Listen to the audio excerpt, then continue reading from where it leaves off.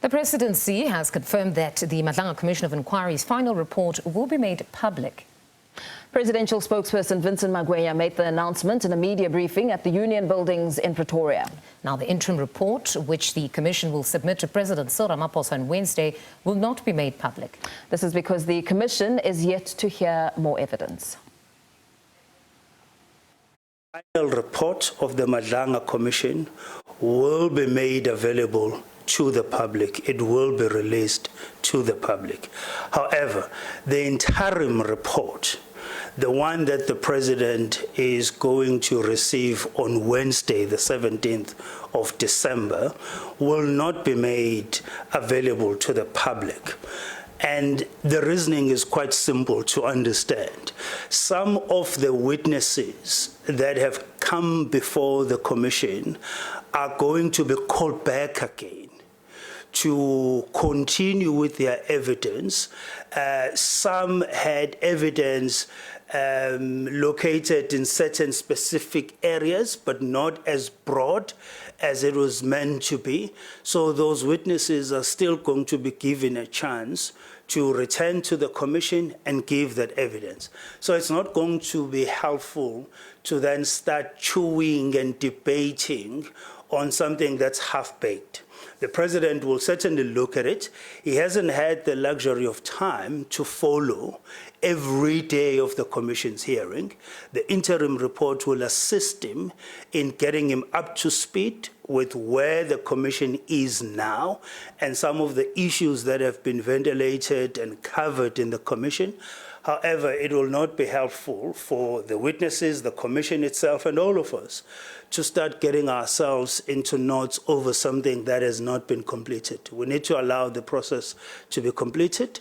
And as I've said, the President has undertaken to release the final report publicly when the Commission has concluded its work, and the President will then follow the guidance of the Commission with respect to areas that will be of national security sensitivity and how those areas are to be managed. All right, for more on this, I'm joined in studio by SABC News senior reporter Canny Maphanga. Good afternoon, Canny. Now, as we've heard there from the spokesperson of the Presidency, that's Vincent Magwenya, that interim report will not be made public. Now, you've been following that specific briefing, so perhaps take us through the salient points that were made by Mr. Magwenya.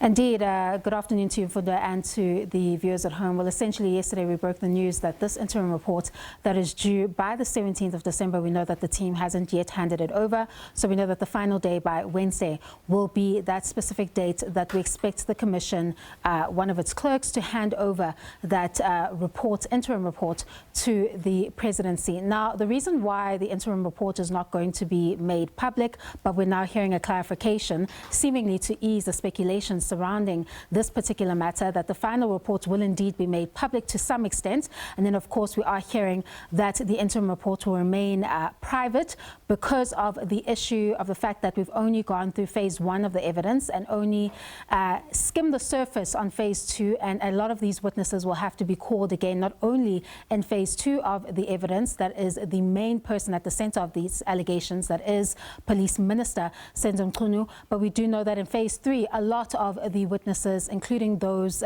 in the phase 1 portion, will be called back to test the evidence quite significantly. So it won't be of value to South Africans to have that particular interim report made public and have South Africans reaching conclusions on a half-baked report, which is how it has been described by the Presidency. They would rather have the final report with all the facts and release that to the public. And then, of course, where the information can't be made public, that I guess that extension will be made, and we'll know closer to the date as to what information will not be provided to the public and what, of course, will come out. And, of course, the Presidency notes that in this specific matter, it has been handled quite transparently, meaning that the public has gained an insight into majority of the proceedings that have been carried live to the nation and the world at large who are interested in this particular issue. So there's nothing that is being hidden, they're stating, with respect to the hearings. But But of course, with the interim report, they're saying that there's no point in giving out a report that is half-baked and doesn't have the full facts or the conclusions prior to all those witnesses being given an opportunity to have their say before the Commission. Just listening to you there, it sounds as though quite a lot of ground still to be covered. If you're saying we've merely just scratched the surface when it comes to phase 2 and we're still going to go to phase 3, but just remind us of when exactly the Commission is meant to reconvene. The Commission will return next year in January at a date yet to be announced. Of course, when we say they've just skimmed the surface, we know that the main quote-unquote protagonist in this issue, that is the alleged associates of Police Minister Senzo Mchunu, that is Brown Mokhotsi, and Mchunu himself, are expected to return when phase 2 intensifies next year.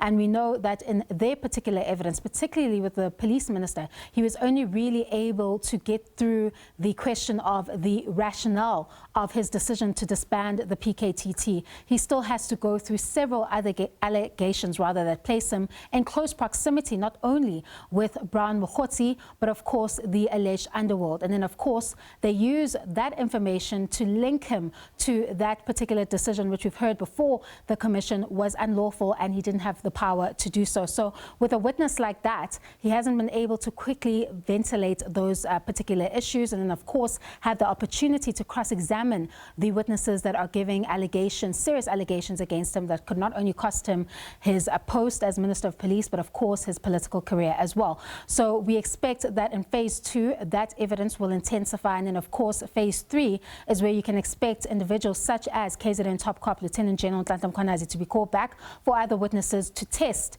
that particular version that he has placed before the Commission. So there's still a lot of work to be done by the Madlanga Commission, and we're not sure whether they'll be able to actually even finish with the work that forms part of its terms of reference by March next year. But we know that they have another 3 months, and then of course we're hearing from the Presidency that the President would be open to extensions if that was necessary come March 2026 next year, if they are not completing that work that is the task of probing those allegations of criminality, political interference and corruption in the criminal justice system.